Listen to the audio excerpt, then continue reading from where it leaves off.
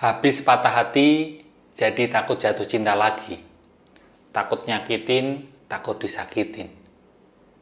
Gagal bikin takut nyoba lagi. Takut gagal lagi. Setelah sukses bikin karya, jadi takut bikin karya lagi. Takut nggak sesukses sebelumnya. Kamu juga baru ngalami kayak gitu nggak? Terus gimana sih cara mengatasi rasa takut?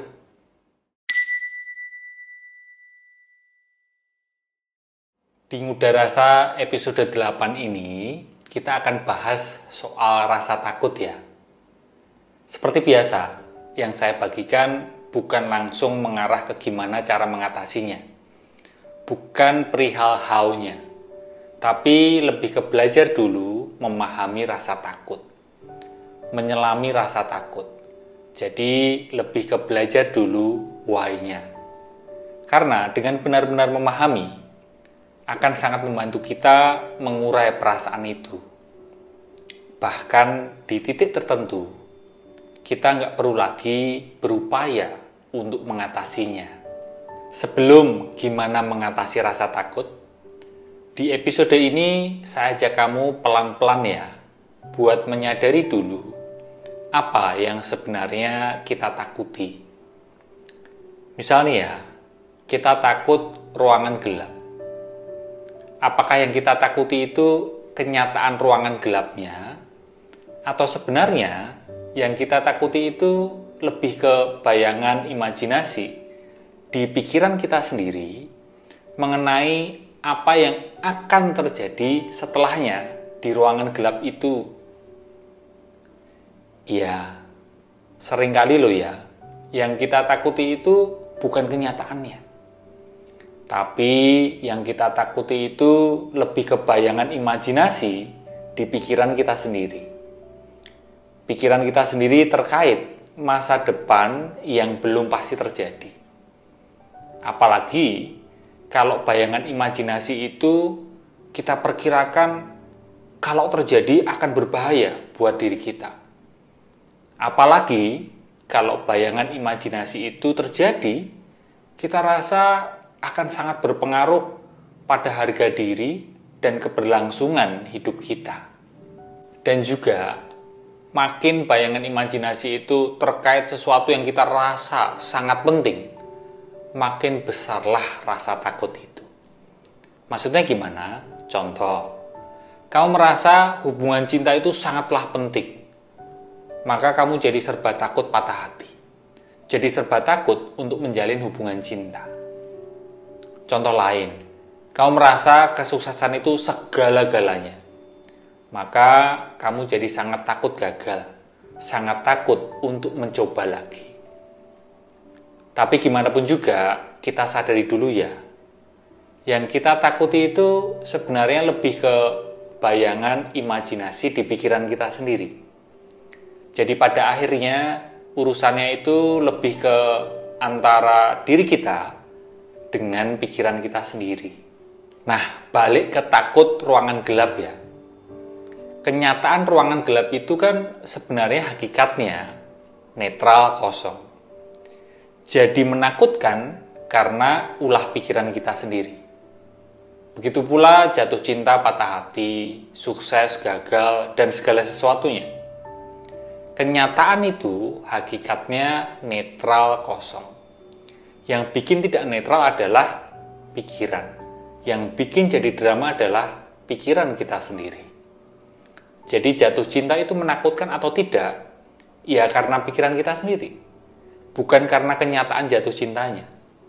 Jatuh cinta, patah hati, sukses, gagal, itu ya sebatas momen peristiwa. Jadi menakutkan atau tidak, itu karena bayangan imajinasi di pikiran kita sendiri.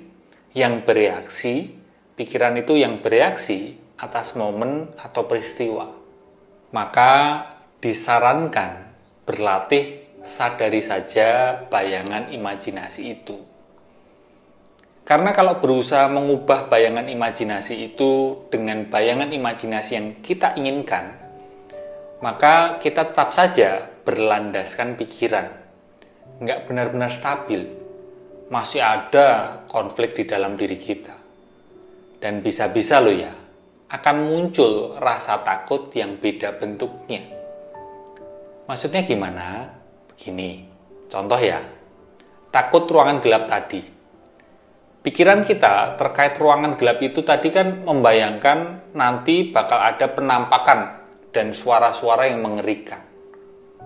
Lalu kita berusaha ubah pikiran itu dengan membayangkan nanti bakal muncul tokoh-tokoh kartun dengan suara-suara yang bikin tertawa.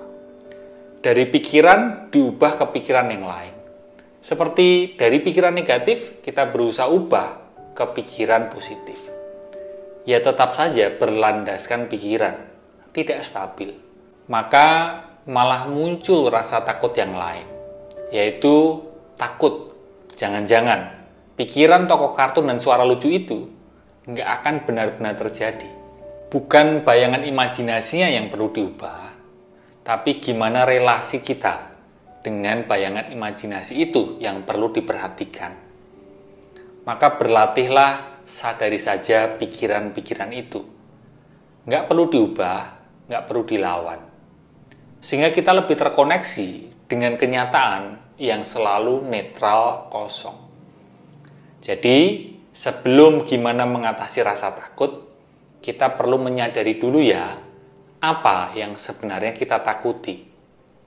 Kita ini bukan takut akan kenyataan yang terjadi, tapi sebenarnya yang lebih kita takuti adalah pikiran kita sendiri.